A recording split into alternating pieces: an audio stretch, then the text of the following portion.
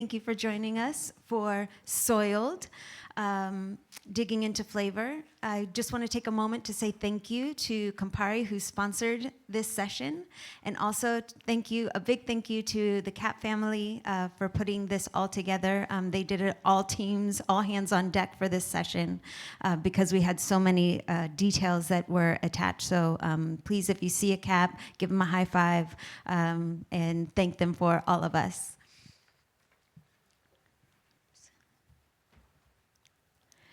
A little bit of what you're getting into here. We will get to know the panelists. We will also be looking at the information.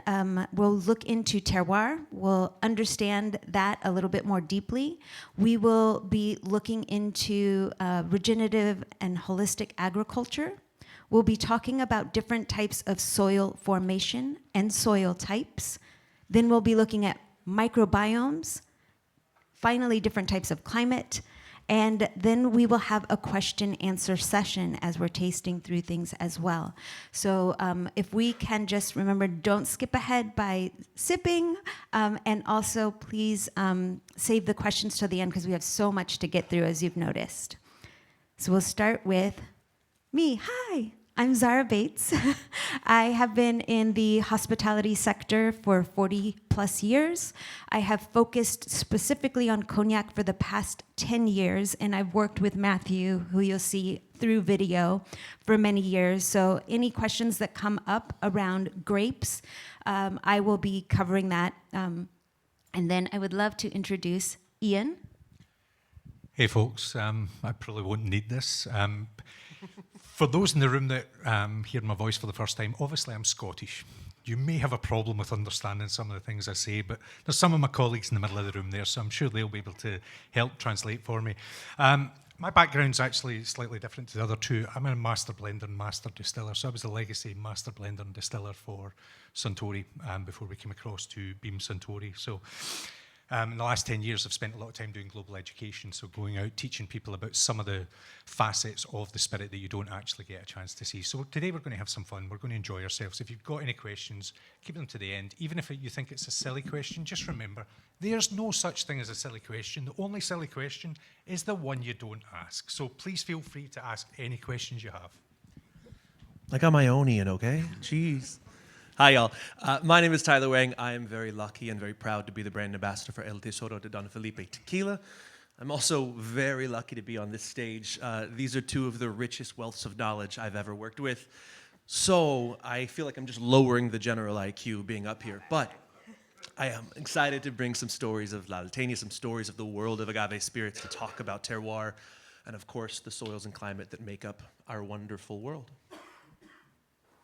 And finally, we'll have Mathieu speak for himself.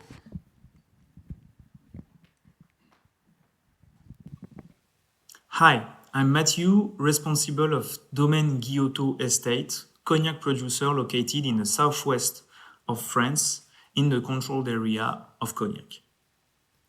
The estate is part of House Courvoisier since the end of 2020, and that is why you are tasting this cognac today. Being Courvoisier's vineyards, it's a pleasure talking to you about our practice, our region, and how our soil and what we do on it can impact the flavor of our beautiful cognac in blossom. So thank you, Zahra, for the invitation, and thank you everyone at the seminar. It's a pleasure being with you.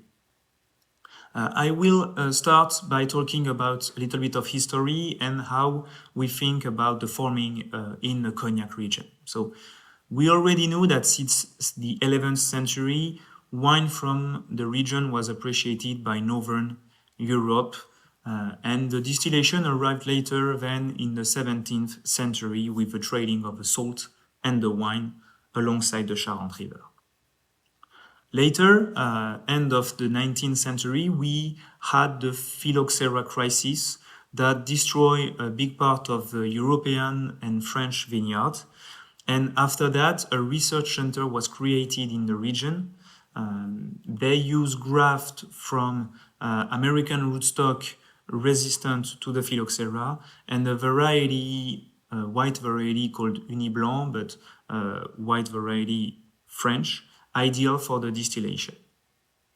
In 1909, and in order to protect our production of cognac, we defined a limited zone of production of this spirit, so along the Charente River in southwest of France. Then, in 1936, the control designation of origin was created to protect even more the producer, the spirit, and rules were made to control and to respond to a certain quality. So in cognac, for the forming part, historically, we planted the vine in rows, which was corresponding also to the mechanization of some part of the work. And we are now and today more thinking about the ecosystem, using ancient wisdom, connected with modern science and modern technology. So, for example, and it's done mainly recently, between the rows of vine, we put some cover crops that develop during the winter and the spring season. It will naturally capture the nitrogen, add some oxygen to the soil, improving the degradation of the organic matter, and so giving more life to the soil. After that, during the spring and before the spring frost, we destroy these cover crops and reincorporate it into the soil. Like that, the vine by the roots can benefit all these good elements that we put. And so that's a good relation between diverse culture inside the vineyard. It also improves the presence of fauna on the parcel and participate forming a wealthy ecosystem. We kind of do the same thing before planting a new vine by putting during 3 to 4 years some cereals that depollute the soil, some flowery crops that bring diversity, and also just before the plantation, most of the time, some leguminous, that we use to add natural nitrogen to the next plantation.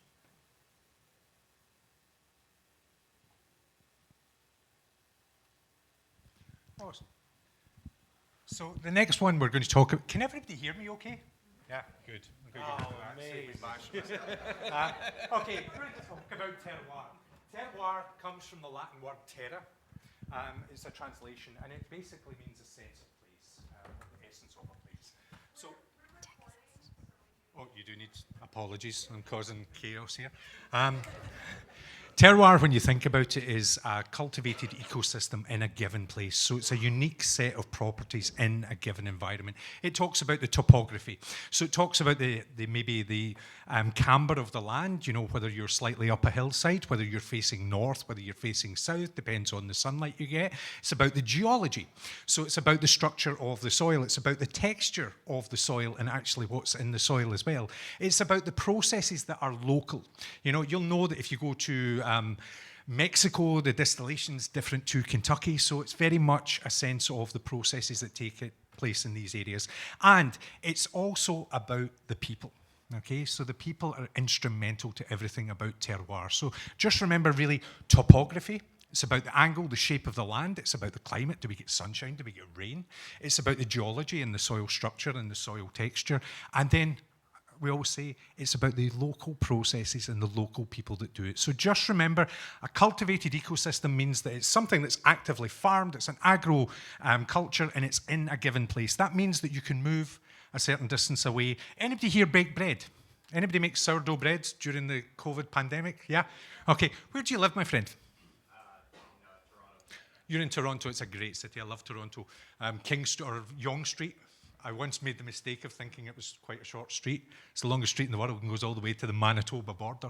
But the reason I'm telling you that is because if I make sourdough bread, I live in Chicago, despite the accent, but if I make sourdough bread in Chicago, the local biome is going to influence the yeast that I have, and it's going to influence the flavour. Somebody making the exact same bread to the exact same standards and using the exact same ingredients and doing that in Toronto, we get different flavours. So just remember that terroir is about a unique place. And to punctuate that point, we want to make sure that we understand that terroir cannot be created or replicated. It can only be amplified. The flavors that it's given can only be amplified or mitigated of what's being impacted by that region and or soil. Wonderful. Let's focus in on Mexico. Obviously, I work in the tequila world, so I kind of view everything through the lens of tequila. But before we get into it, let's kind of zoom out into the greater world of agave spirits. You're probably familiar, I'm sure you're familiar with mezcal, you're probably familiar with raicilla, with bacanora, sotol, but you may not know there's about a dozen other regional agave distillates, right, that we don't see nowadays. We don't see comiteco as much, we don't see bingarote, and the many, many others. All of those were influenced by their local regions and their local history of distilling. But if we go even further back, though, we associate distillation with the colonial era, right, with the Spaniards coming to Mexico, we can actually go back further, back to the 1500s, mid-1500s, about 1565, when Spain conquered the Philippines. They set up this incredible trade route across the Pacific, 12,000-mile trade route, bringing to Mexico many things that we now assume are just genuinely, authentically, historically Mexican. Rice, mangoes, tamarind, and coconuts, all of which kind of ended up using those products towards distillation. Palm sap from those coconut trees was fermented, much like pulque is today, or pulque was by the indigenous Mexicans. They could also turn that palm sap into a fermented beverage, a vin de coco as we call it. And those vin de cocos led way and showed the indigenous people what you could do with these fermented beverages they created. So now through that era, through all the Filipinos that joined and essentially moved themselves away from the Spanish that put them on that trade route, whether they were sailors or slaves, they integrated themselves into the population and brought with them their Filipino stills and their style of distillation. From that, as we kind of focus into the agave world, we're looking at, in the realm of tequila, 5 states where you can produce tequila out of the 32. 9 states where you can produce mezcal out of the 32. But, you can go on to the next slide, Zahra. But when you focus in on that and you're looking only at the normas and the rules associated with defining these spirits, you're losing a lot of the intricacies of these more beautiful, delicious, local, and regional specialties. Here in tequila, we'll keep it short, right? We first look at cultivation in the mid-1700s. We have the land right from the King of Spain that says you're allowed to cultivate agave for the sake of making spirits. Fun fact, 1795, when Cuervo first started producing tequila, is the same year that Jim Beam was founded. Think about the kind of parallel evolution there, just the timelines for how we're making spirits.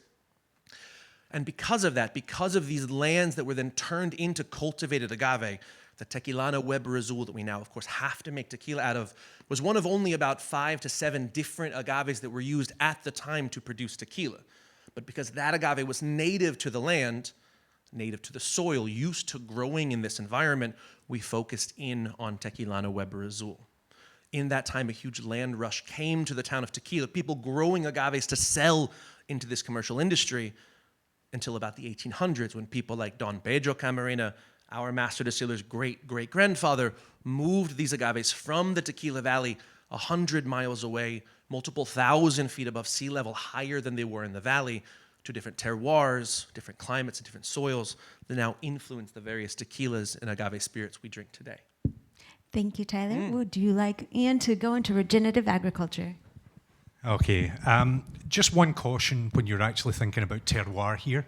There are an awful lot of spirits that claim terroir, and it's not obvious in the spirit. The 2 spirits that we're talking about today, agave and cognac, they are the most terroir driven, so you can recognize that terroir there. I'm a Scotch whisky blender and distiller, and nothing makes me more upset than when I hear people talking about terroir, terroir, terroir, and I ask them to show me it in the glass, and they can't show me it in the glass, but what they can show me is GC mass spectrometry and say, look, there's a difference. That's fine, but I wouldn't know that difference is there unless I had gone through these things, and to be honest, I don't think many of us have GC mass spectrometry at home when we're actually drinking our spirits. So just be cautious that sometimes it's overused, and it's sometimes used to give a point of distinction, and sometimes it gets lost. Why are we talking about farming practices in regenerative agriculture? the soil that we're using right now is heavily, heavily depleted, and I'm going to share some statistics with you later on just how depleted our soils are becoming. Some experts think that in 50 years' time, our whole ecosystem in terms of food could actually collapse because we don't have the relevant nutrients in the soil. So we're seeing a change in the way that people approach agriculture. Traditionally, agriculture competed with nature, okay? It was about growing crops, it was about outgrowing the weeds and the other things there, and that was the crop that you were going to get depending on the land. Whereas when we go across to a regenerative practice, it's actually about partnering with nature. So instead of, my uncle's a farmer, and he continuously planted barley in the one field in front of the house for years and years and years, and then we had a really bad crop. And that made him actually go to pasture, and it was amazing when he went back to it, just how the yield went up. So we can see that we're partnering with nature. That's doing things like planting cover crops or cycling through different crops that we have in the ground. It will actually help with the soil. In traditional farming practice, you know that they'll put a plough through the earth, and if you've ever seen the back of a tractor, if you see a field somewhere, there's lots of dust up in the air, that's a carbon release. So we're actively releasing carbon into the atmosphere when we disturb the earth. You'll see that with regenerative agriculture, it's less about disturbing the earth, and it'll be more about actually going round and planting or gentle churning of the land. Something like putting cattle beast onto the land, okay? The hoofs don't dig as deep. They allow nutrients to circulate around the soil, so quite important. Also, monocultures. Monoculture is a danger. Monoculture is a danger because anybody heard of the Spanish flu? When the Spanish flu came along and none of us had any resistance to it, it caused a great deal of deaths, and we actually had to build up a resistance to it. The danger with monoculture crops is that something comes along in the form of a virus, and hey, is this not the perfect time to be talking about viruses after what we've all been through in the last 5 years? But a virus could come along and effectively wipe out one crop. When you actually look at regenerative agriculture, it actually goes to planting diversity, okay? So the diversity means that some varieties might have less risk with certain infections or bugs or things like that. But really the most important thing is starting to think about things differently, starting to think about how can we actively regenerate our land. Again, with traditional farming, it's about reductionists. So we add chemicals. Hey, we've got a problem with a beastie or a bug. Let's add a lot of chemicals to that. We've got a problem with some brown. Let's add a lot of chemicals to that. What you actually find, it's much more holistic when you actually do regenerative agriculture. It's about finding natural things. It's, hey, we don't want this certain bug here, so we plant this certain plant here because we know that this bug doesn't like this plant, so it won't come to this field. So it feels much more natural. Could you move on to the next slide, please? And these are the principles of regenerative farming. It's about minimal soil disruption. It's about planting diversity and not monoculture. It's planting cover crops and avoiding bare ground. Because if you have bare ground, what happens? The nutrients are actually leached out by the rain and will actually leave the soil never to be kept there again. So if you plant a cover crop, it will actually retain the soil structure and it will retain the nutrients in there as well. Planned grazing. This was something that was mesmerizing to me. In Zimbabwe, people were traditionally nomadic with their cattle beast. So they would roam around wherever the food was and follow the cattle beast around as they got there. Recently, they did studies where they actually stayed in place with their cattle, and they moved the cattle into a pasture that had previously contained crops. And what they found after 1 year was that there were 500% more nutrients in the soil than the field exactly beside it. So there's something important in there about this natural way of doing things. And of course, reduced chemical applications. The less chemicals we have in our diets, the better it is for our health. Now, could you move on to the next slide, please? Okay, this is not something new. People have been doing this for hundreds and thousands of years, and I'm going to show you a couple of examples here of what I would class as regenerative farming. You have the Three Sisters technique. The Three Sisters was the Native Americans. They planted beans, they planted squash, and they planted corn as well. The corn gave the structure that the beans could climb on. The beans put the nitrogen back into the soil, and the squash covers the soil to prevent any erosion. So this is a classic example of regenerative agriculture, okay, done by our forefathers. Move on to the next slide, please. Next one we look at is waffle gardens. This is the Puebloan Indians up in the high plains in South America, where the land was very dry, it's very arid, it's got water stresses, and what they would do was make the most of the clay soil. They would actually build the clay soil up into little waffles, raise the side of the garden. That retains the water in the soil, it protects the structure, and what you see with the angles of the walls here is it actually funnels the nutrients down to the root of the plant.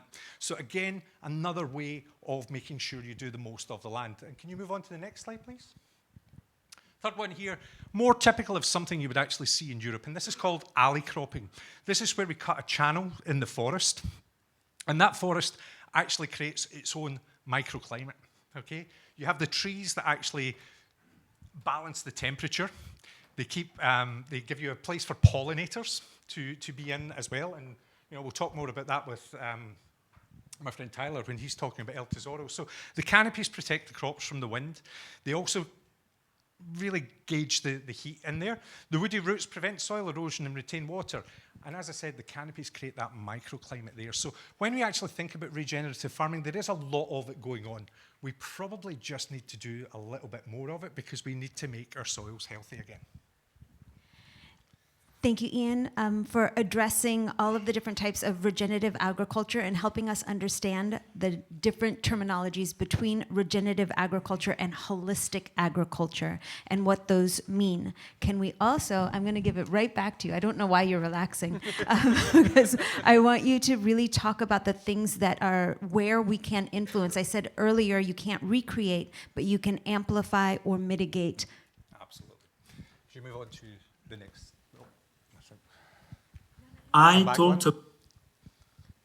That's it. Okay, internal and external influences. What are the internal influences? The internal influences are those things that can't change. The geography, okay? You're in a local area, it depends on the climate. Now, even just thinking about something like Europe, apologies, I'm European, so I'm going to flag back to Europe here. But when you actually look at something like Madrid, Paris and London, you'll actually find that when you go from Madrid to Paris, you get an hour's extra sunshine. That sunshine is going to be at a lower temperature because you're going north. Again, go further north to London, and you're gaining about an hour and a half of pure sunshine each and every day. So you can imagine what that does to the growing, because we need that photosynthesis. That photosynthesis generates healthy plants. It's not typography, apologies, that's a typing error. It should be topography, okay? As we mentioned earlier on, it depends, are you on the north-facing slope? If you're on a north-facing slope, you're going to get less sunshine. If you're on a south-facing slope, you're going to get more sunshine. It can also depend on the wind that's going through. Lots of different things in there. We know that the climate, is it wet? Is it dry? Is it a balanced climate? All of these things are going to give you, if you had incredibly hot weather, you'll get quick fruiting, but you'll also get quick rotting. If you have incredibly cold weather, you'll get low fruiting, and that low fruit will be high in acidity, specifically when we're talking about grapes. It changes things. Then we go to the external influences, and this is the people and the process. So this very much, as Tyler said, I know for many, many years we've heard the story that distillation made its way to Mexico by way of Spain. It did in a roundabout way, but realistically it's most likely that distillation came by way of the Manila galleons, the Filipinos. So it depends on the processes employed. It depends on the people employed. And really, that to me is that sense of belonging. It's a sense of a communal, what would you say, a communal target that everybody's working together. All of these things are working together to make something taste good. All of these things, when they're done right, will amplify flavor.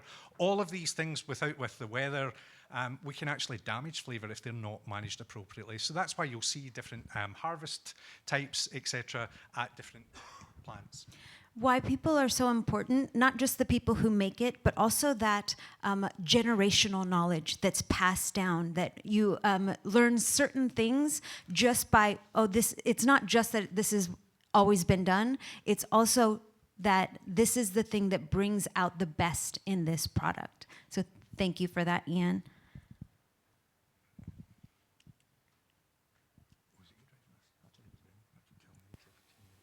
I talked about the controlled zone of cognac. It represents today more than 86,000 hectares, and it's divided in 6 different areas. These areas are called the cru, and there are Grand Champagne, Petite Champagne, Borderie, Fin Bois, Bon Bois, and Bois Ordinaire. These divisions have been decided in 1938 based on a geological study made by Henri Coquin in the late 1850s.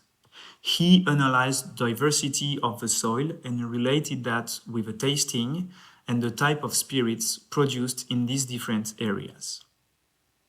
So there are various types of soil, and for that, we need to adapt our practices.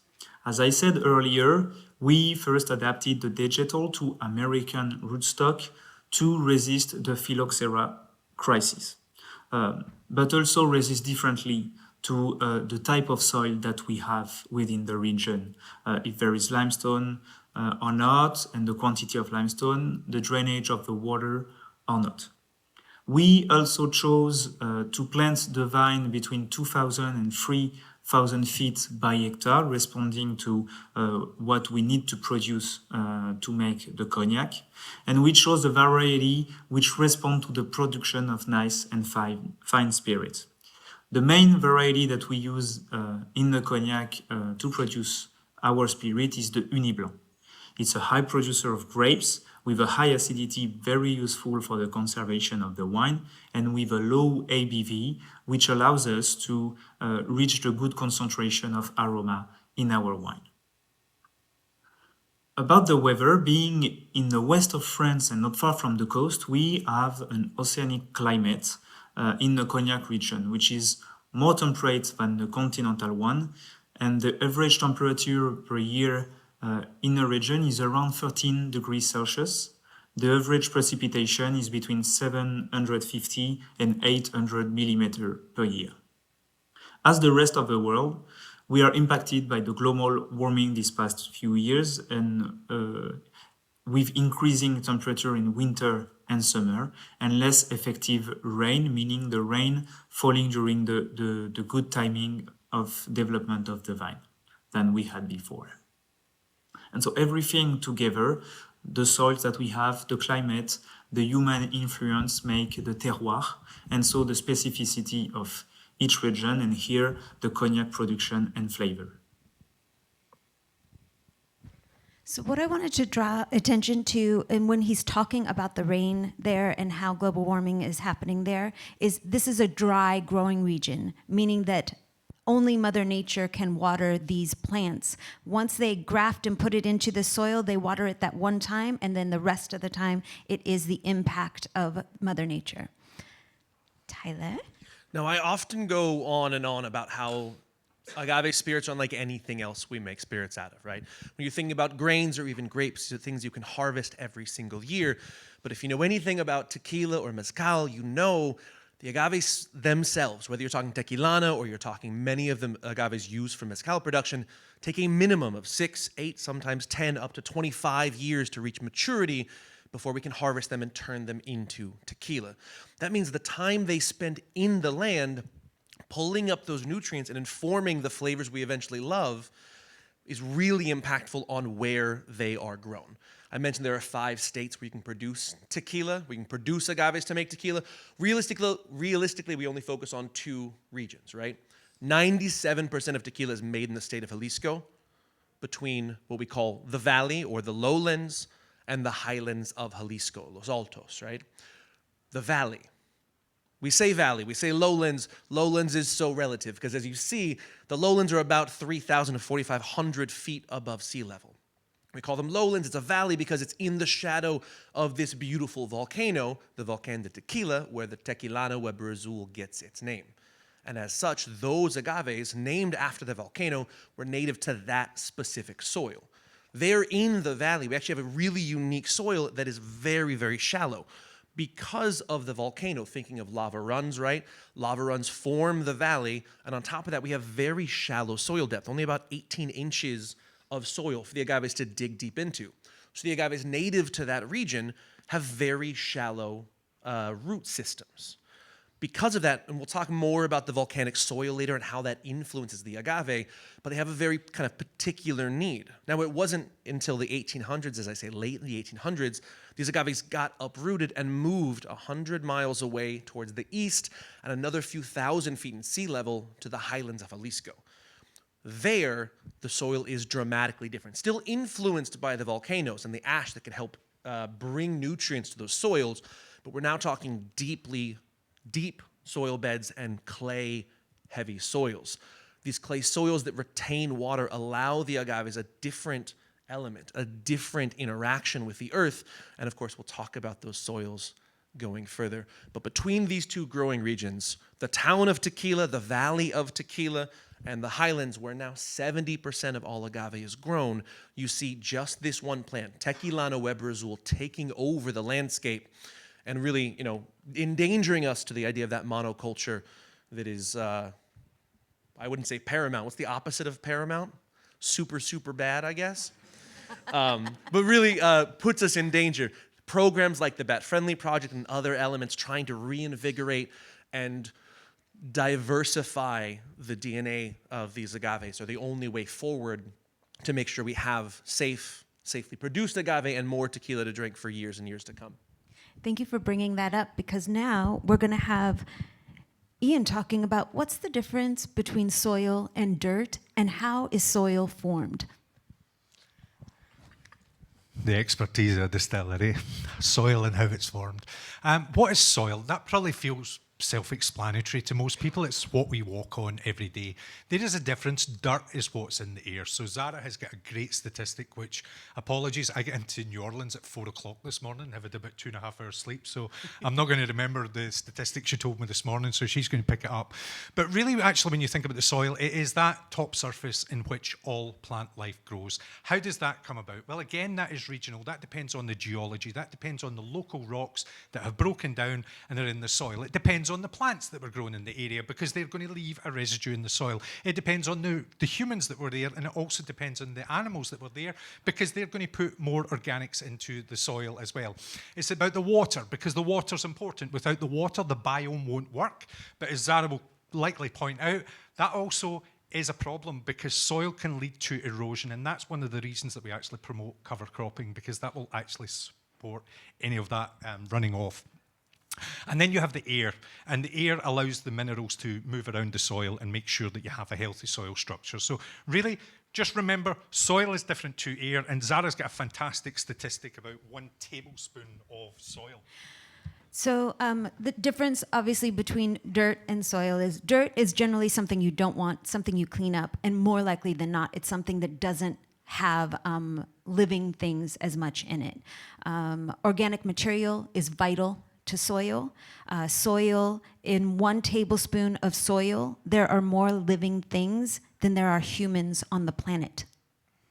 That is a massive thing to understand, and when we damage that ecosystem, imagine how impactful that can be. And when we were talking, he was talking about how soil can be eroded, but soil is also formed through erosion. As water breaks down rock, as air shaves off rock, it can become part of that soil structure.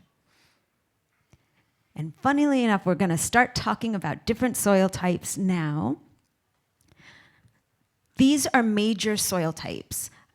These soil types are found all over the world, but each of them have an impact on microbiomes. We are going to focus specifically on the ones that are very impactful into the Cognac region and into the Tequila region, and we will also be taking questions, and we're going to dive deeper into that. Is there anything that either of you want to say on the general aspect of the soils that we have listed here? No, we're diving in a moment. Okay, great. So we'll start off with the first one, loam. And I'm going to take loam because this is definitely impactful in the growing region or the cru of the Fimbois growing region. Loam is something that you're going to be able to find that produces a very vigorous crop. It has a lot of aeration. Iain was talking about air within the soil, creating what's called humus, or that great air to soil structure ratio. It also allows a lot of water to get into the plant, therefore promoting a vigorous growth of the plant. However, the fruit that comes off of that plant isn't necessarily as flavorful. You will get big fruit. And from now, I would love for you to taste the big grape that is showing up here in front of you. This is something that you are going to be more likely to find in a loam growing soil. This is not from France. I just want you to know that this is the type of fruit. It is larger. It definitely has sweetness, but you definitely can feel the softness around the flavors that are there. And then I will love to go on to something that I think is incredibly important. And Iain is going to cover sandy soil. Tyler, it was either Tyler or Zahra earlier on, talked about phylloxera. For anybody that's not familiar with phylloxera was a little gift from America to Europe. The Industrial Revolution allowed us to take goods across the Atlantic in a shorter time period. And that also meant that those little castaways or those little bugs, where they would traditionally have died during harsh ocean voyages and wind-powered vessels, by the time we got to the Industrial Revolution, they were still alive and kicking when they got here. Now, when it came here, it was a strange phenomenon, because normally when you have a problem with a vine, you pull up the vine and you would see the problem in the root of the vine. People were pulling up vines that were dying, and they couldn't see a problem in the vine. They actually some people thought it was an act of God, some people thought it was witchcraft that was causing the spoilage, and in actual fact it was the phylloxera aphid. But the phylloxera aphid was quick enough that when it had destroyed a plant, it moved to the next plant. So when people were pulling up the roots, they couldn't see any active infestation in the root, which made them have these other assumptions. However, there was a solution, and that solution was bringing in American rootstock and then grafting on European vines to that. But there's actually a local solution as well, and that local solution was sandy soil. What we found with sandy soil is it drains so well, it doesn't have a damp environment, so it's prohibitive to the growth of the aphid. Now, while that's a good thing, it also means that if the soil is too sandy, it can drain too much, just as much as if there's too much clay that can actually flood the rootlets as well. So important that sandy soil, well drained, retains heat, resistant to pests. And if you want to see one of the original vineyards in Europe, and there is only a handful, I think there's one in Champagne, one or two in Champagne, there's a couple in the Languedoc, there's some down in Crete and Corfu on the sandy soil. These are original European vines. So when you drink Old World wine right now, it's coming from American rootstock predominantly. If you want to taste Old World wine from the original rootstock, get it from a sandy soil. And for cognac, that means get something from the Ile de Ré or Ile de Rhône islands. From there, we go to the soil of the highlands, right? I mentioned the highlands are impressive because they have this incredible depth of clay soil. Clay is beneficial for a lot of reasons, but also can present challenges for growing crops. Clay, because it is, of course, very dense and doesn't drain out really well, retains water. That means these agaves, whose natural root structures are fairly shallow, can dig down deep to continue to collect water in what would otherwise be more arid areas. That clay retains that water to allow for these agaves to grow. Now remember, they're in the highlands where this clay soil is rich. The agaves aren't used to that rich, full soil. And because of that, because they are more arid plants, they can kind of allow themselves along this long soil to thrive because they're not being challenged by a bunch of other plants that have a harder time growing in this rough clay soil. You also have, because of the soil, as you were talking with phylloxera, right, certain animals that would otherwise be pests for the agaves can't burrow in, can't find themselves a home into this soil because it's so dense, because it's so firm. You have, with that same element, we've all played with clay before, right?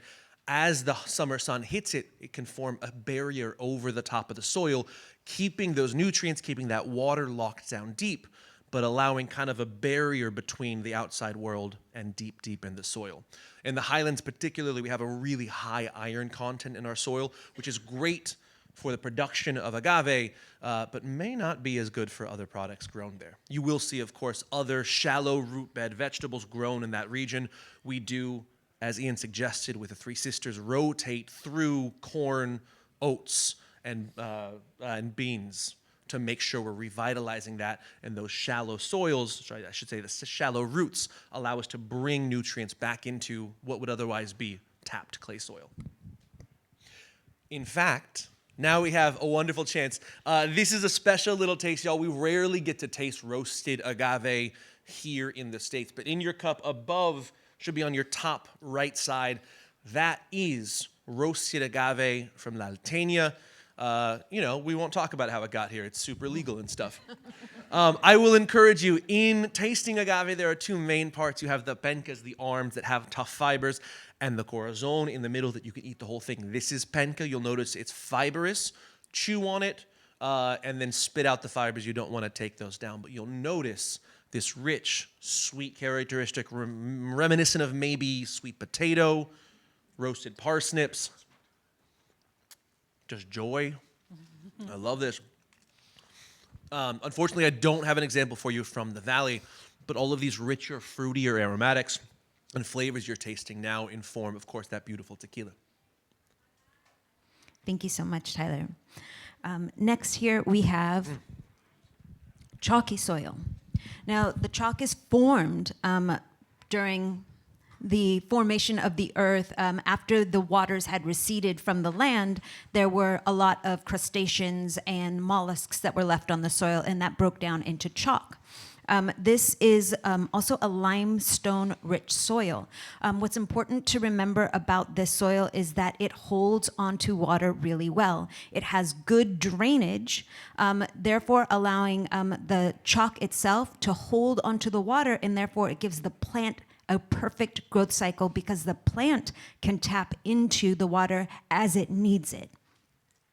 There is one negative to this. Plants or soil like this can be low in iron deficiency. Remember when we were talking about regenerative agriculture and the possibility of adding, okay, we'll add some synthetic iron into here, but that impacts the actual ecosystem, and it can impact the vines themselves for long periods of time, which is why they're aiming towards more regenerative practices now. And you can see, especially under the BNIC, they're aiming to do that all across the board in the Cognac region by 2028. So there are people taking active measures to get into more thoroughly regenerative agriculture. And next. Back to me. I missed you guys. Volcanic soil, the volcanoes really inform everything about the agave world, right? Yes. The valley of tequila is under the shade of that volcano, but those volcanoes reach so far that, of course, we're getting the ash, we're getting the minerals also in the highlands. So that clay soil I was talking about that's enriched with magnesium, potassium, is really focused there in the valley. As Zahra mentioned, the way that this soil forms isn't just that it springs out of nowhere, right? This soil is flown through the air from far about to create that shallow soil depth there in the valley. This volcanic soil drains really, really well. It means that when it does rain there in the valley, and these agaves that are intended by spreading their pencas out to filter that water into them, it will run away if they don't soak it up quickly. So it's a race against time. If you know anything about farming, you probably know that the harder these vegetables, the harder these plants struggle, the more flavor, the more character they build up. So that rush to pull in as much water, as much soil, minerals as possible during those rainstorms before it melts away in the wonderfully porous volcanic soil allows them to enrich. We get from the fruity floral characteristics of the highlands. In the valley, we get a very much more mineral-driven, earthy, spicy, peppery characteristic. It's why we often lean towards your valley agaves for your spicy margaritas or infusions with pepper. These volcanic soils, rich with minerals, and the ash that's been laid over for generations and generations of these volcanoes erupting, help bring in all of the minerals that we need to create agave, of course, focused here in the tequila region. Amazing, thank you. I'm going to go back one slide just because I forgot to have you taste the other grape. Please eat that, and this will give you more of an understanding of the expressions of what chalky soil can bring. More intense flavors, smaller. You're going to get less yield more likely, but you're going to get a more concentration of flavor, and you're going to get a longer finish. When people talk about the spirit itself in different growing regions, that it ages faster or ages longer, it's because of that concentration of flavor that shows up, and therefore more nuanced flavors come to being later in the aging process. So that is what they mean by it ages well longer. Now we'll have Mathieu again. To go a little bit further on the soil of the region, here are some specificities of each area of the Cognac region. In Grande Champagne and Petite Champagne, we have superficial clay limestone soil on tender and chalky limestone. This limestone comes from the Cretaceous period. And so spirits produced in these areas are the most reputed and have a great potential of aging. It produces fine spirits, long in the mouth, with complexity, a lot of body, after aging, and with floral dominance. The Petite Champagne have a little bit less limestone. It is more confronted to the ocean climate.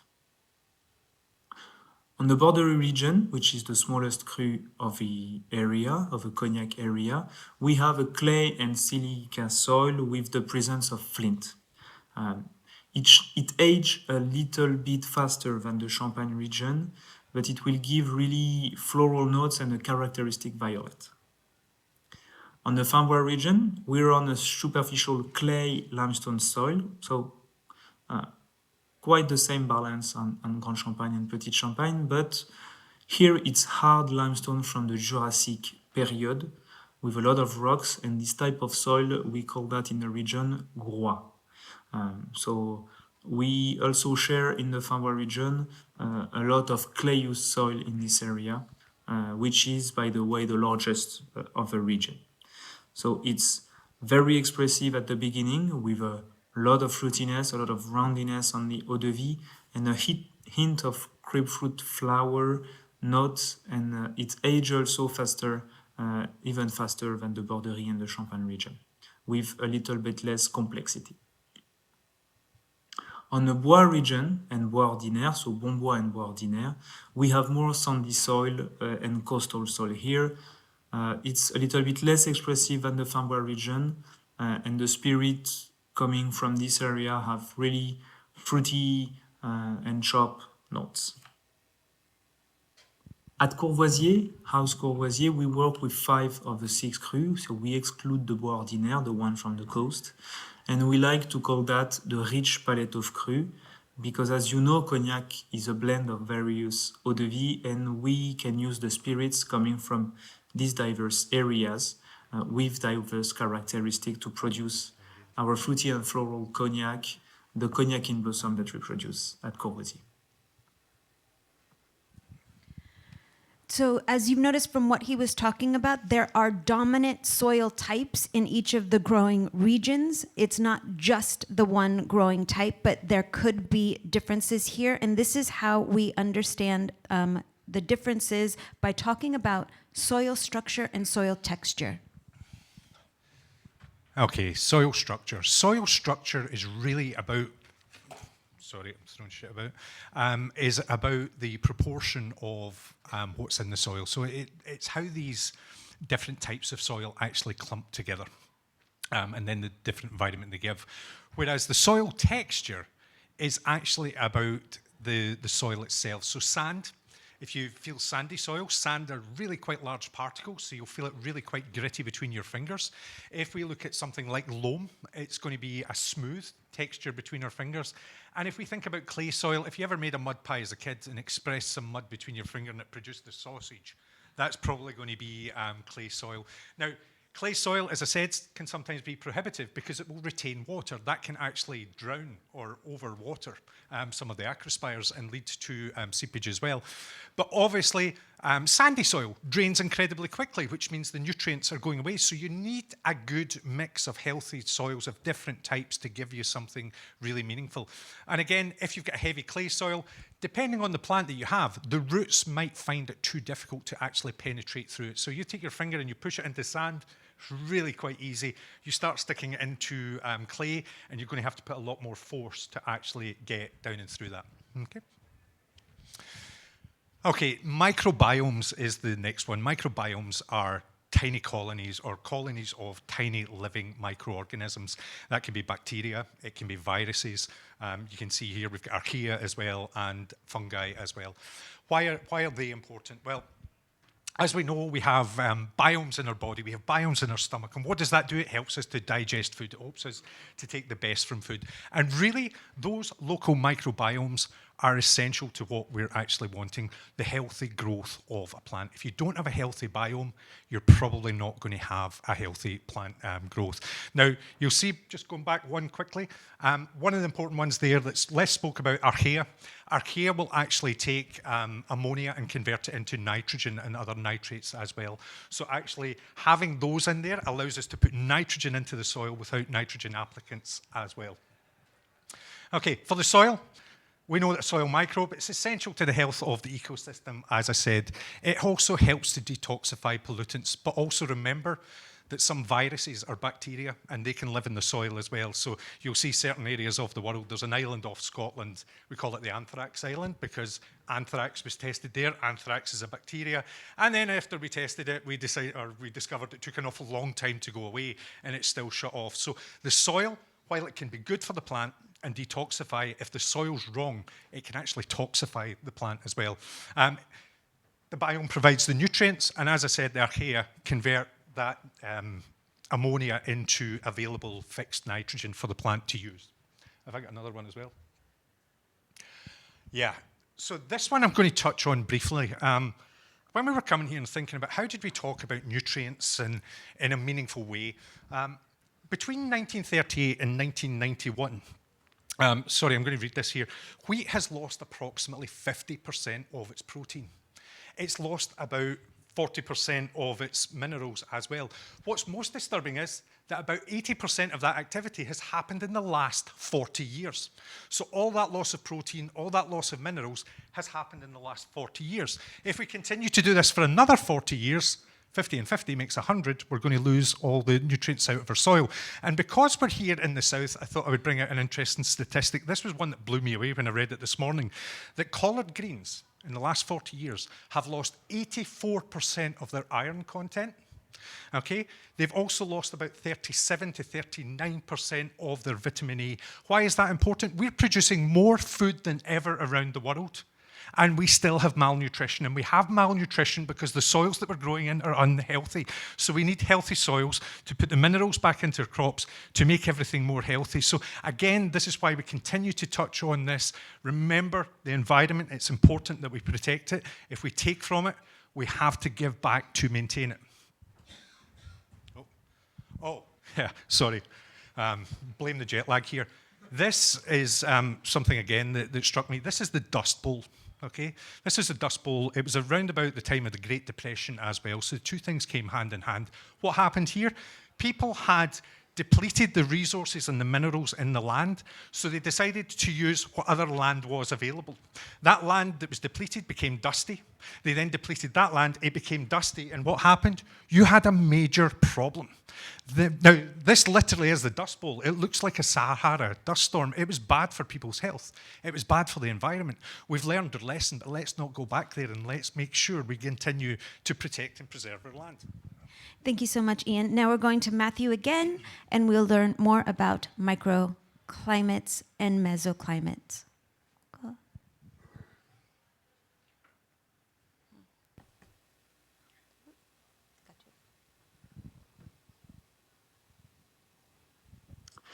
The double distillation process is mandatory to produce cognac.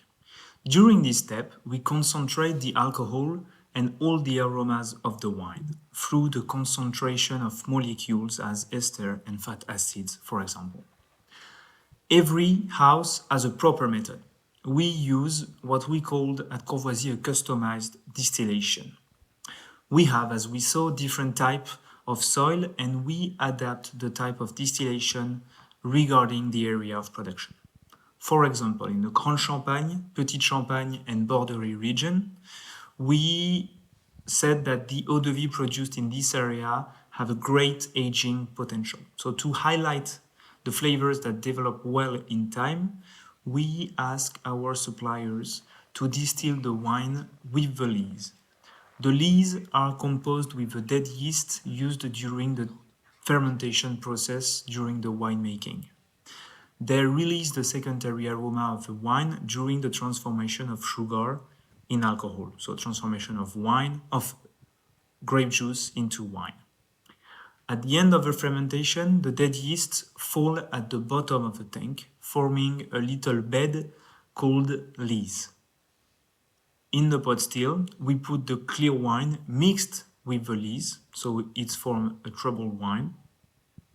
And like that, we empower the body of the eau de vie, the long aging process in barrels, and we add some more esters and fat acids, which will reveal their full potential later, adding also complexity to the spirit and to the cognac that we produce.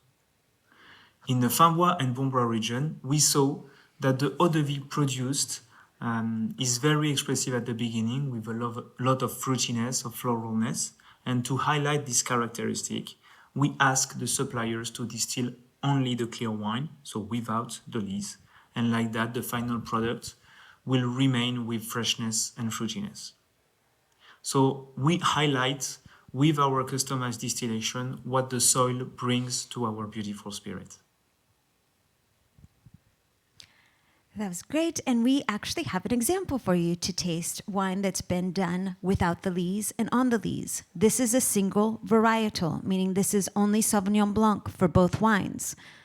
The one that says stainless steel is without the lees. Please smell it first and smell the one that says oak as well against it, because that one is done with the lees. Then sip stainless steel, and then follow that by sipping oak.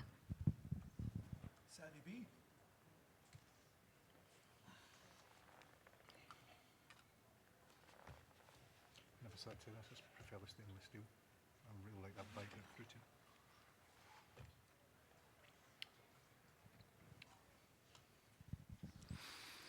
Yes, so you can see when he was talking about that Finbois growing region that they do without lees, this is what that wine would taste like. It's definitely more acidic, it's vibrant, but you can still get those very juicy fruit notes. That's what's going to show up in any of the distillate that comes from those grapes.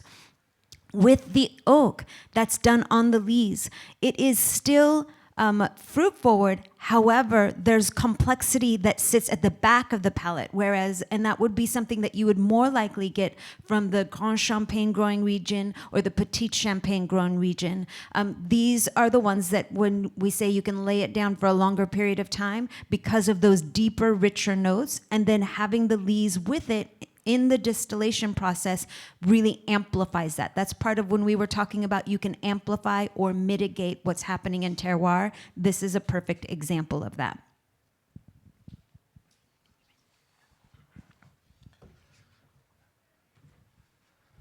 Okay, back again.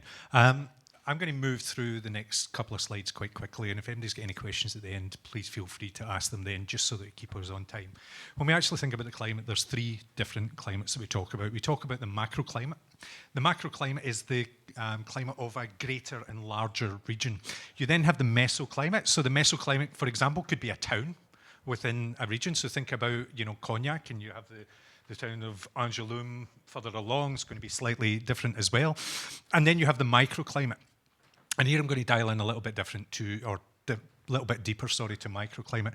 The microclimate is actually a specific area, and could be a specific area within a specific vineyard. It could depend on the land, it could depend on the slope, it could depend on a lot of different things happening there. It could be the shade, it could be a wall around the vineyard.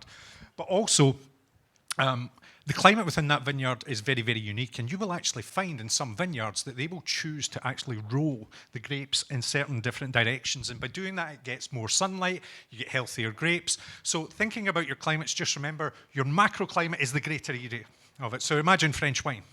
Coming into your mesoclimate is a smaller area like Languedoc, and then going down to your microclimate would be a vineyard within the Languedoc region as well. And why is it important? Well, it promotes soil moisture, it gives us germination, it helps maintain the soil temperature, it holds the air humidity. It can, depending on the slope of the vine, affect the way that the wind blows as well. And really, all of these things work together to actually produce a really healthy and different ecosystem. And that's why, an interesting thing I read last week, it was about somebody who tasted a white wine and could identify that it had been grown next to a field of green peppers. That would be an example of a microclimate. And when you actually think about this, think about the Napa Valley. The Napa Valley has 16 unique microclimates within that area. So Napa Valley isn't that large an area, and to actually think that there are 16 distinct growing regions in there is magnificent. And obviously, each of these growing regions will have a different effect on the grapes.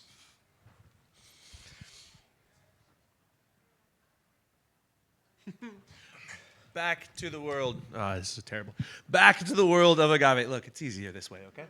I just want to show you a kind of topographical map of Jalisco. Obviously, there's many more growing regions, but let's kind of point out where we are. Here, if you can kind of see my pointer, this is where the town of Tequila is thereabout. There's actually a small blip on this map where the volcano is. The climate changes ever so slightly. Here are the highlands, the three towns, Atante, Nilco, Jesus Maria, and Arandas, that make up what we call the Tequila Triangle. Has a much drier climate. It's also much higher in elevation and cooler. All of those things balance each other out with the different soil types. So they're used to a wetter climate from the valley where they're native, but they put up with the drier, cooler climate because of that soil, because of the clay that keeps that water there for them. What I want to do now, as we breeze through this, is taste you on another thing that we're just not going to talk how it ended up here. On the right side below where your agave was is Mosto from La Alteña. When we're producing tequila, there's a lot of misconceptions. If you're familiar with pulque, some people believe that tequila comes from pulque. In fact, that's not the case. Pulque would gum up the stills. Instead, we cook the agave, add water to that, extract the sugars, and then ferment that mosto of agave, sugar and water together. This is the mosto from La Alteña. At the end of its fermentation, you will notice immediately it's maybe not the best delicious thing in the world. I mean, it's great, but it's a very specific taste, right? If you enjoy Goza's sour beers, it has a very high acidity, very tart, and you can get some of the elements that you tasted in that roasted agave, but of course, much of that sugar has been converted to alcohol at this point, so you're really only remaining with the acid, the bright, the tart that pulls through eventually in distillation. It smells lovely, though. Yes, please. We saw that the choices that we make have an impact on the final product. Working with the nature at the basis, we always think about responsible ways to produce our cognac in Blossa. On the soil, we saw that we adapt the rootstock to the specificities of it to produce an acidic and mature grapefruit. We leave the soil between the vine rows with some grass, natural one, and we also plant some cover crops that will help the vine to grow in a good way and in a good ecosystem. We have in Cognac the environmental cognac certification. It highlights our good practice in the vineyard with the choices of the cover crops, with how we reduce our impact in terms of nitrogen, phytosanitarians, herbicides that we use. For example, here at the estate, we didn't use any herbicides at all in the vine and in the vineyard this year. And also it will help wine growers in a way of using some more organic nitrogen to help the vine to develop. But that's the step in the nature. After that, we take also decision on the winemaking process, as we saw, and on the distillation. that will highlight the aromas that we want to find in our cognac. We also take the decision after that on the spirit, after the distillation, on the aging of it. We choose the barrel beginning on the selection of the oak in our forest to have a great marriage between molecules, tannin, aromas, and the aromas of the spirit. It goes from the vanilla notes in the fresh wood during the first 2 years to more oxidated notes, mature fruits to candied fruits, orange, like orange, and a rich bouquet, and finally some truffle note, tobacco, and spiciness after a long aging of 10 and more years.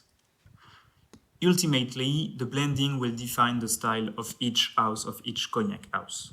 Mostly in Courvoisier, the fruitiness and the freshness coming from the Bois region, the Bon Bois region, will go on the VS and the VSOP blends, and the spirits coming from the Champagne region and the Borderie will go on the upper categories from DSOP to XO and more, with more complexity and with spirits coming from a longer aging process. Thank you again to everyone. It's always important for us to talk about the nature and how we can produce our spirits respecting it. Cheers. That was our last video from Mathieu. We're in our last 5 minutes, and we are just going to touch on the external influences, and it's just going to be a short bit, and then we'll have some questions if we have time. So swift. We've been talking this whole time about the terroir, right? About the influence of the plants and where they're growing. But when you look at the grand scale of spirits, there are so many other steps along the way that influence flavor. You cannot forget that most of the flavor of what we taste when the final spirit comes out is created in fermentation. So what you tasted there, that mosto has the building blocks of everything we want to do to create this tequila or this style spirit. In the agave world, there are many different steps, right, that are unique to agaves. You have to cook the agave to turn the inulin into fructan, turn starch into sugar, and then you have to extract those things. Shameless plug for myself, at 1 o'clock, I have a seminar all about that too. It's going to be a lot of fun. Big blind tasting event, should be fun. From there, cooking the agave, extracting that juice, and bringing it to fermentation. Fermentation in agave is unique. There's generally about 2 different species of yeast that are used to brew beer. There's generally about 6 species of yeast used to brew wine, right, to ferment wine. In agave, when you're looking at open vat, natural fermentation, the style used in your favorite mezcals, the style that we use at L'Alteña, no big deal. There are recorded 30 different species of yeast in that natural ferment. That's on top of the thousands of strains of yeast that individually create the flavor compounds that we then make into our tequila. Finally, distillation, whether you're looking at the historic Filipino stills distilled in wood trunks for ancestral tequilas, or you're looking at more the clay pot stills, olla de barro stills, or of course the alambiques that you can talk about with cognac as well. Each one having an influence on the final flavor, texture, and body of your spirits. I'm going to talk through the cognac aspect and then give it over to Iain to talk about blending different types of distillation as well. But the cognac aspect, we do harvest. Generally, it is done with a harvester, which goes right over the grape. And there are abilities to do hand harvesting and whole cluster. So dependent on the type of distillate that is being made and or wine that's being made will dictate what type of press is going to be used. There could be a corkscrew press. Even if you were hand harvesting and doing whole cluster, that corkscrew could draw tannins from the stems themselves. But in Cognac region, it is a legal requirement that it is what's called a pneumatic press or a bladder press. It's air pressure, so you don't get the tannins from the stems. You'll notice that there is 2 types of yeast there. Inoculated yeast, which is up top, wild yeast, which is what is known and associated with agaves. There are 10 different types of inoculated yeast that are used in the Cognac region, and that is dependent on what has happened in the climate that year. So anybody who is making what Mathieu regarded as a proper style, he means each house has their own house style, and so that is the way that they go to it. So dependent on your house style, you pick the type of yeast that's going to amplify the flavors that you're looking for, dependent on the climate that year and the growing region that you pulled from. And then these are alembic stills. There are two sizes that are legally allowed in the cognac region. One is a 140 hectoliter still that can be filled up to 125 hectoliters, which takes up probably that whole corner of the room. And then the other still is a 30 hectoliter still that can be filled up to 25 hectoliters. And as you see me stand up, I'm not very tall. From my shoulders to my knees, if I put my arms up and turn in a circle, that's the size of that still. It's much smaller. So how those copper to liquid impacts are really important. And finally, the types of cellars that are being used, whether it's a humid cellar or a dry cellar, that's really going to amplify or mitigate the texture of your spirit. And we're going to pass this on to the expert of blending and distilling here, Iain. I'm just going to touch back on a couple of things about the yeast. So when you actually look at an inoculated yeast, it is built for creating alcohol from sugar. It's really vigorous reaction. And naturally existing yeast, we are all yeast colonies. I know that disgusts us all a little bit when we think about it, but looking at your skin right now, you've got yeast colonies on there. If I was to dip you in a tank of fermented grain, your skin would actually start that fermentation, okay? But that would start a very slow fermentation, and that very slow fermentation allows other bacteria to come in, okay? There's going to be a lactic acid. The lactic acid could come from the grape skin, it could come from the cereals, it could come from the agave itself, it could actually be on the outside of the yeast. Where you have a less vibrant yeast, it means that more of that lactic acid will come in. And when you get a really funky fermentation, I like to do fermentations at home. I'm sure I've got some things that would absolutely kill you, some that might kill you, and some that would probably do you some good.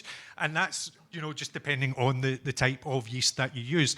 When you think about distillation, remember two different mediums for distillation. You have column distillation and you have the traditional pot style of distillation. Pot style of distillation will give you more complexity and more robust flavors. Copper is a molecular filter. It will always actually actively remove impurities. So things like sulfur compounds will actually be retained on the inside of the still. We can clean the still and get rid of the compound out there. That translates to the casks. The smaller the cask, the more spirit in contact with the the cask, which means it's a quicker rate of maturation. So an American bourbon barrel will mature quicker than a hogshead. A hogshead will mature quicker than a butt. Something like that. But it's not only that, it's how we treat the casks. So whether we toast them, whether we char them, we typically toast European oak because it's quite porous. We don't need to be as aggressive with the charring, but the grain in North American oak means that we actually need to char it to allow the spirit to seep down into it. Don't underestimate the power of wood. Wood gives 50 to 60% of the flavor to a spirit, okay? And if you do it well, it looks really beautiful. But I always say it's like taking a diamond out of the ground. When you polish it and make it really beautiful, you don't want to polish it too much because it can also become really ugly as well. And that's the important thing, is that the wood should actually complement, it shouldn't dominate, okay? Now we're going to do a comparative taste between the VS and the VSOP, and then we'll do a comparative taste between the lowland and the highland, and we'll wrap it up. So have a smell of the VS. This is that Fimbois growing region mainly, predominantly. And then smell against the VSOP. This is more Grand Champagne, Petit Champagne, and that Borderie growing region. And then a little sip of one, and then a sip of another. VS, no lees. VSOP with lees. So it's a direct comparative to the wines that you have in front of you.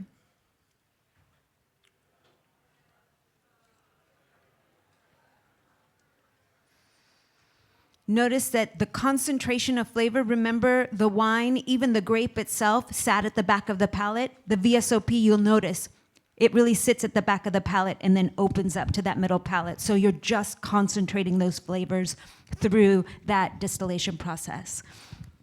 Our next two tequilas are our only two tequilas, one from the Valley, one from the Highlands. They are listed on your sheet there. There is something important to note. The way that these are produced is very different. Our Valley tequila, our lowland sample, is made using a diffuser, what we call the fresh press method, meaning we take the agaves from the field, remove their starches first, and then convert those starches to sugar. What you'll taste here is likely much more of that green vegetal quality, but you will, of course, get the sort of mineral-forward, earthy characteristic, peppery characteristic that is quintessentially Valley agave. The next sample is from the Highlands, little town called Arandas. This is tequila essentially the way it was made 100 years ago. Same recipe used since 1937. These are agaves grown all around the distillery, harvested around the distillery at peak maturity, generally around 6, 7, 8 years old. From there, slow cooked in brick ovens, extracted with a tahona, the large stone wheel that crushes the agaves, that are then naturally open vat fermentation, allowing that long-lasting fermentation and allowing multiple bacterias, even touching into malolactic fermentation before we pull it to then turn into our beautiful tequila. Carlos would be shamed if I didn't mention this is also distilled to proof, meaning what you're tasting in this has never touched water after coming off of the still. This is the full force of the efforts and the many years and generations of people creating this tequila so that you may taste the rich highland agave that is quintessentially El Tesoro. Thank you so much, Tyler. We're going to get some final thoughts from Iain. We will be available for question and answer. I know that they're going to need the room, but we won't be going far. So if you want to continue the conversation, please do. And then I'll leave a slide up that has our information if you want to reach us as well. So final thoughts from Iain. Thank you. Okay, really, it's about a rethink of our economies. When we actually look at a traditional farming economy, we take, we make, and we waste. When we actually look at a regenerative economy, we actually invest in the land and continue to reduce waste and pollution, build value, and regenerate nature. So we're getting more flavorful crops because when we do this form of agriculture, we actually drive flavonoids. Flavonoids are where flavor comes from. So we drive carotenoids, which is color. We need the carotenoids because the carotenoids attract the pollinators that allows the pollinators then to go and spread and give us diversity as well. Because if we don't have these things, what's going to happen next, sorry to end this in doom and gloom, is look here on the left-hand side. You see a tree in really stressed land, okay? I want you to think about Ukraine right now. Ukraine is the breadbasket of Europe, and there's obviously some terrible things happening there. Last year, the Dnieper River was flooded when somebody blew up a dam. I won't take either partisan side here. But what happened? That land was flooded, and that land wasn't available to use. That land drained, and all of the nutrients in that land have now been leached off. And when we actually look at that southern area around Crimea, just to the west of Crimea, you'll actually find that this is potentially what could happen there in the next couple of years. We're already seeing plastics in our ocean. We have the garbage patch in the Atlantic. We have the garbage patch in the Pacific. If you've eaten fish recently, congratulations, you've probably also eaten some plastic. It's in the fish that's in the sea. And as we know from the Dust Bowl, pollution is a problem. A healthy environment promotes a healthy lifestyle. It promotes healthy crops.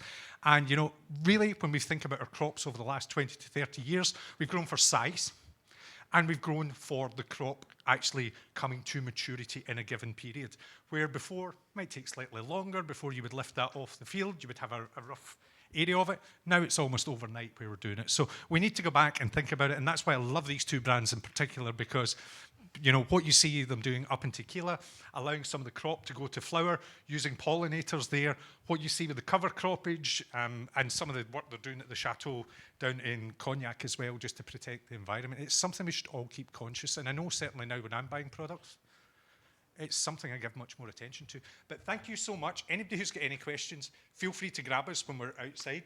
Anybody who's got difficult questions, please feel free to grab Zahra or Tyler. And thank you so much for attending today. I hope the hangovers weren't too bad, and I hope this didn't put you to sleep. So thank you so much. Thank you all so much.